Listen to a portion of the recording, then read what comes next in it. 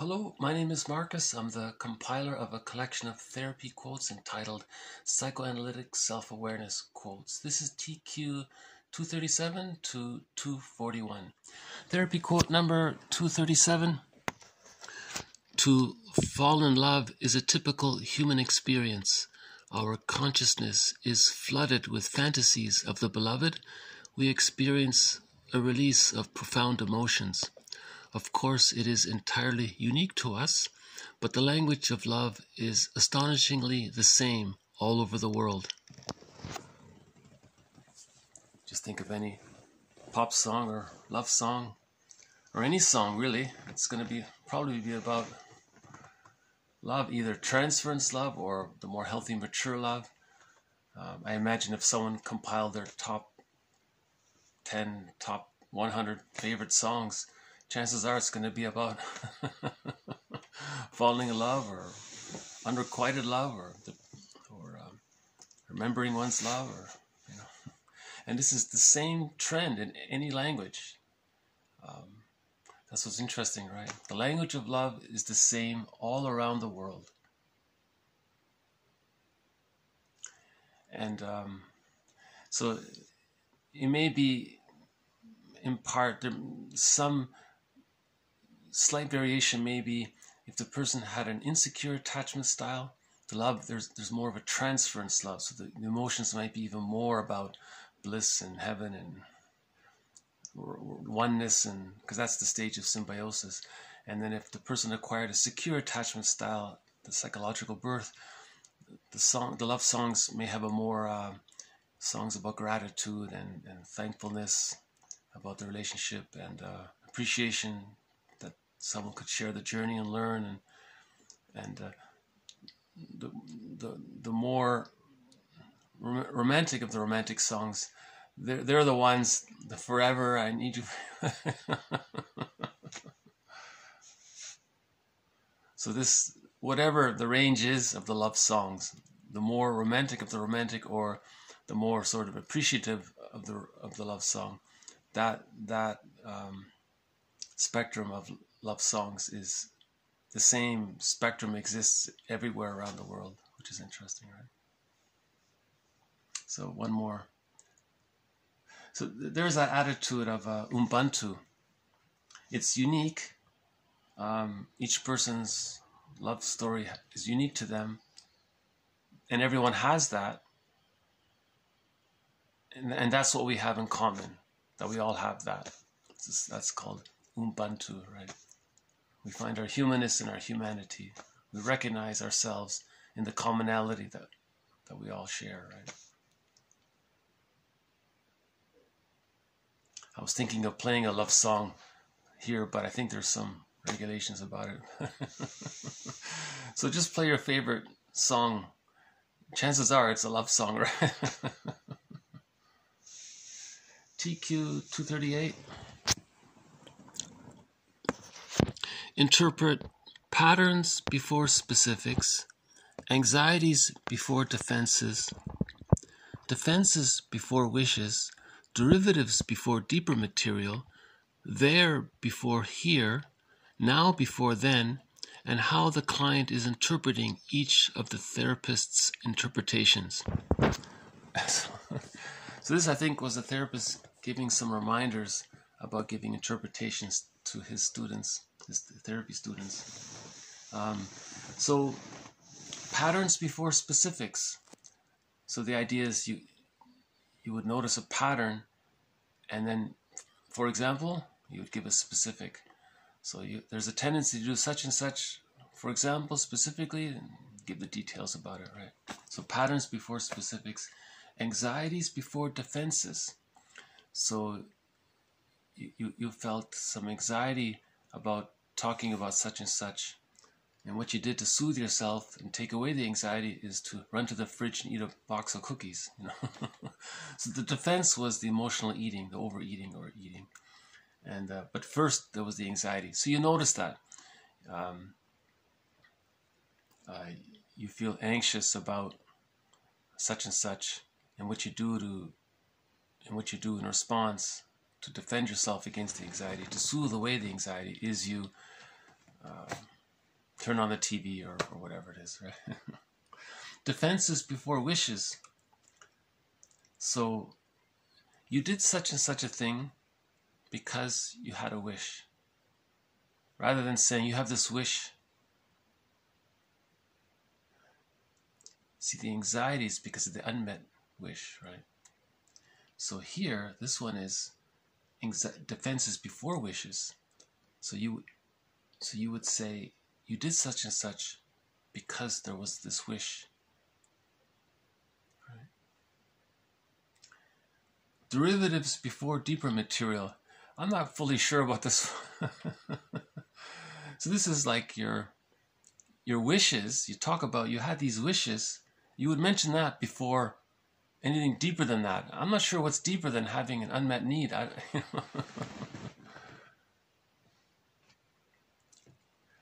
There before here. That's about location. So an interpretation. You have this pattern. Notice over there, in that little place over there, you were doing that just like you're doing it here with me in the therapy room. So it's there before here, right? And then the now before then. So this is about time. So this is happening now in this room, just like back then in childhood that happened. Or this, maybe that's a transference interpretation. Something's happening in the here and now, and then you link that just like in the past, such and such happened. You know? And how the client is interpreting each of the psychotherapist's interpretations. So if they both agree the interpretation's right, how did the client respond to it? Maybe he was uncomfortable, felt anxiety about it, so then he put the therapist down. So it seems that you agree that there's some truth to this. You felt anxiety about it, so what you did to make yourself, to squelch the anxiety, was put me down or something. You know? Or if they agree that maybe it wasn't off, maybe the interpretation was off, did the client just agree, even though they both sense maybe it was wrong? So then the therapist can say, you know, you have this pattern of pleasing. Are you pleasing here? Are you pleasing here just like you were pleasing back then? Because sometimes, one quote was about how the client just agreed all the time. Even though he didn't really agree, he was trying to please the therapist, just like he was trying to please the parent. So there was that transference quality here. Okay, the next one's 239.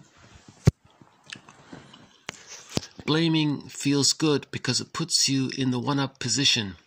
Your cortex can always come up with a logical way to justify the blame. So there's a link between defense mechanisms and our brain chemistry, right? So if you're feeling stress, one way to make yourself feel better is to try to get some serotonin. So how do we trigger mammalian brain to give us serotonin? Serotonin is the feel-good, I'm safe chemical, right? So the person may make some excuse to blame someone about something, thereby the speaker put himself in the one-up position. And when you're in the one-up position, or you fantasize you're in the one-up position, and you can do it through rationalizations. When you fantasize you're in the one-up position, your mammalian brain interprets this as a safe position, and then sends the person the serotonin. Serotonin is called the feel-good, I'm safe chemical, right? So you see how the link between psychology and brain chemistry is. There were previous quotes about the 3 happy chemicals described by Breuning. She said that when you're pursuing something or going after something, there's dopamine. And dopamine feels exciting because there's anticipation of a reward. You're motivated. It motivates you because you're pursuing something. So there's the excitement of the chase. That's dopamine.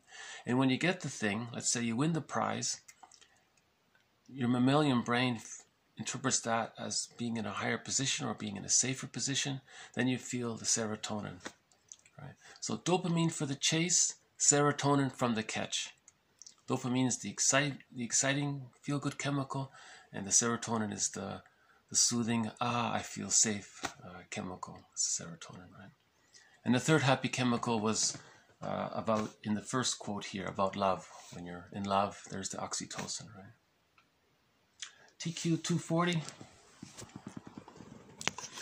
The neurotic's symptoms form as a means of defending against, as well as secretly gratifying, unresolved infantile conflicts. So this was a follow-up to yesterday's quote about there was reference made to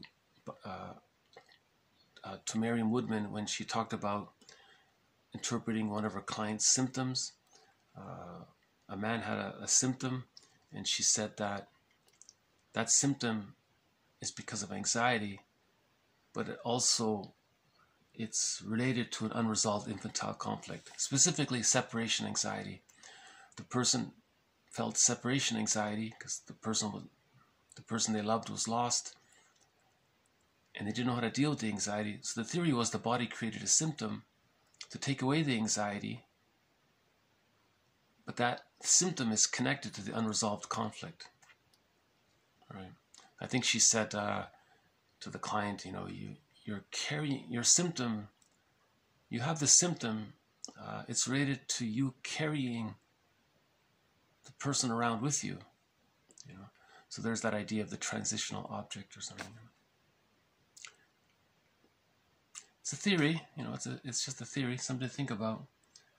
The neurotic's symptoms form as a means of defending against the anxiety, as well as secretly gratifying an unresolved infantile conflict. So the unresolved infantile conflict was the separation anxiety.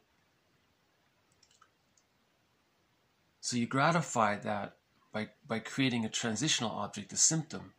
So it does both. It takes away the anxiety, and it keeps you connected to the unresolved inability to separate from the mother or whatever it was.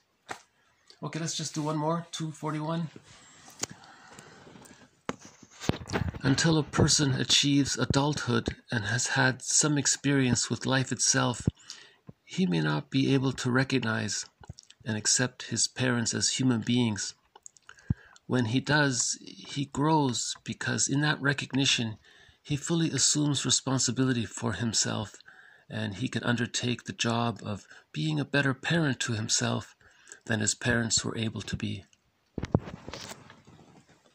That's related to that Bruce Springsteen introduction. The introduction he gave to one of his songs. He recognized his parents as regular people, and then that was, and from that he could forgive them, and from that he found himself, and then could take better care of himself.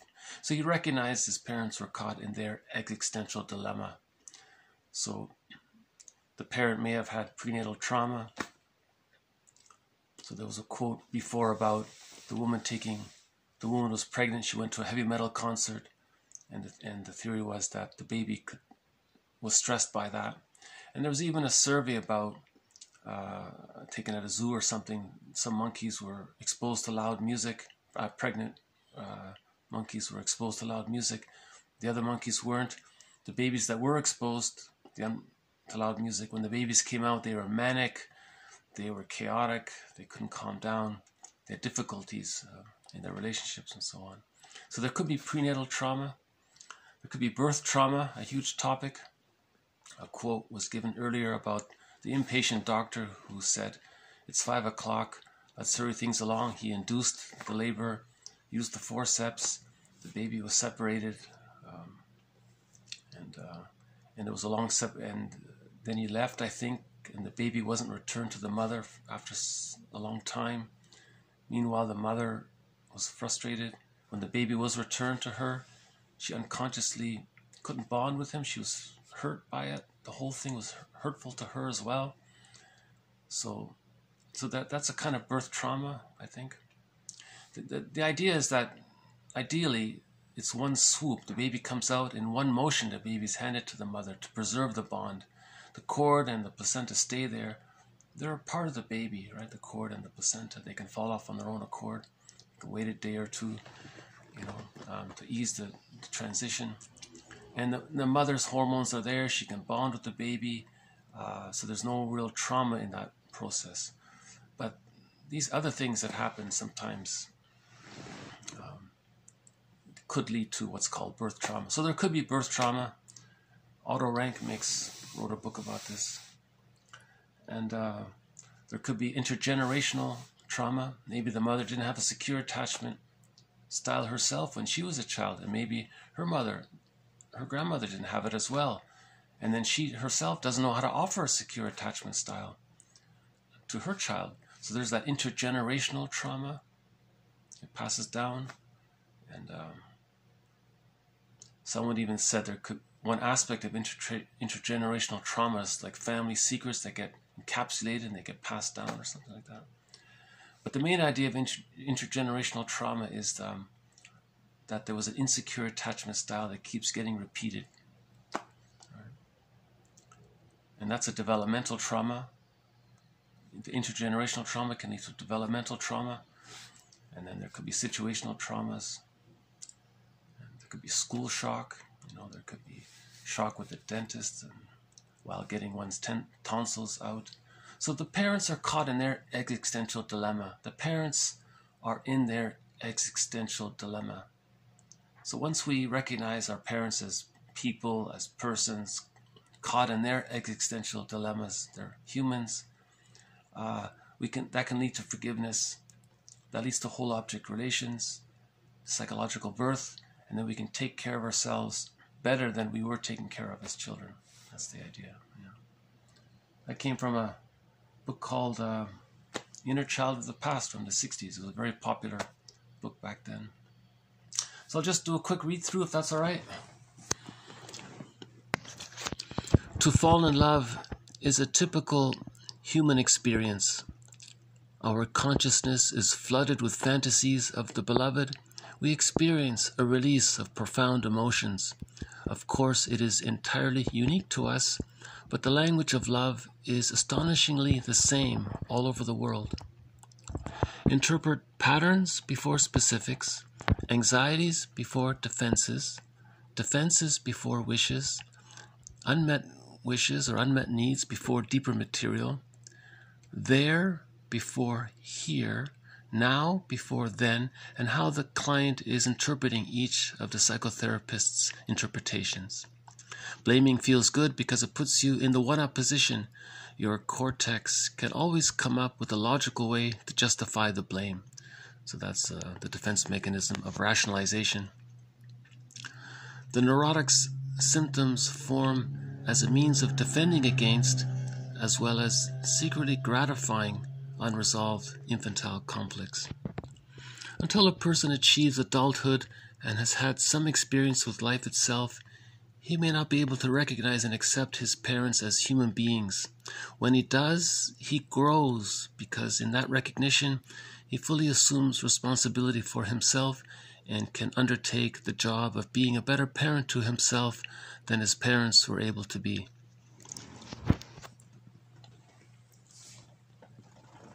So that last part, that would be like the so-called breaking the chain, breaking the intergenerational trauma. If he's going to take better care of himself than his parents did, then when that person has children, they're going to be able to offer a secure attachment style. Right? So that's a good one there. Okay, yeah, so the first was about how we all fall in love. It can be, the intensity of it depends on our attachment style. If it's an insecure attachment style, it's more about transference love. So there's more, it's more romantic, it's more blissful, union, wonder. And then of course the breakup is more painful, and there's oxytocin withdrawal syndrome, I think they call it, or something. And then yeah, and then from the secure attachment style, the love songs maybe are more mellower, I guess. They're calmer, but they're heartfelt as well. So we all see, life force is object seeking. You see, life force is object seeking. Once the baby comes out, he wants to bond. That's love, right? Attach, that's love. Bonding, attachment, we can call that love, right? A part of love, of course, right?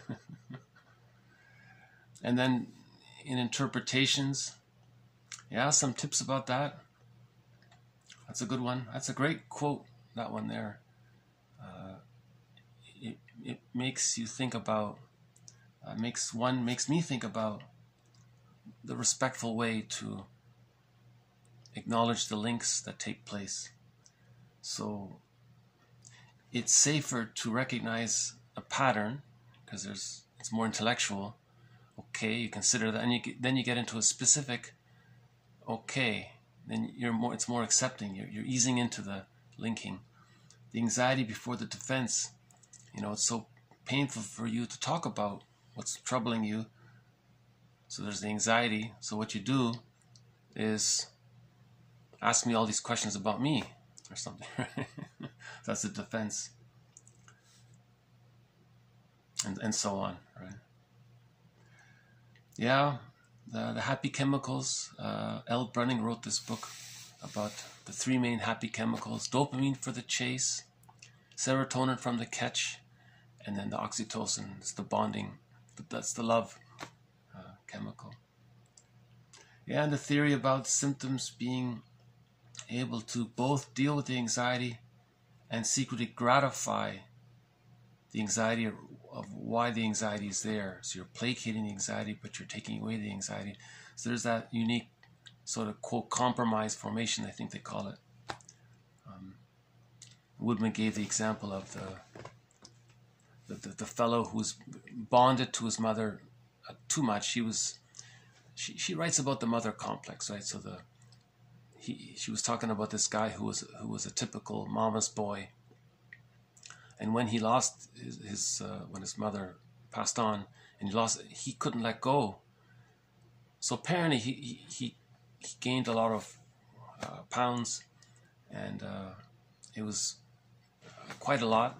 And then in the conclusion of the therapy process, she interpreted, you're carrying your mother around with you to deal with the anxiety and unresolved issue of the loss, right?